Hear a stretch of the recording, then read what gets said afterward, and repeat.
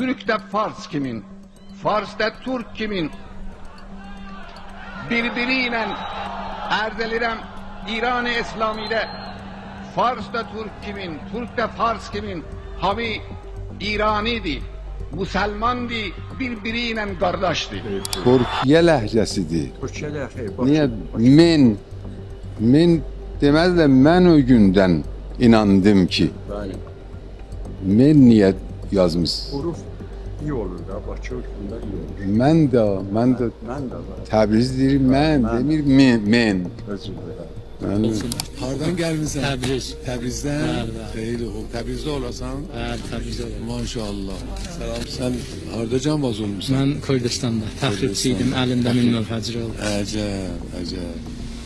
Gözündü və əlində. Və təxliyə olubdu əldəki. Maşallah. Təqdim edirəm ki, qəbul olsun inşallah. Duvarın qəbul olsun inşallah. Allah inşallah əvəzə xeyir versin sənə. Təşəkkür. Salam. Ay battı, subh açıldı, Zeynep nevaya geldi.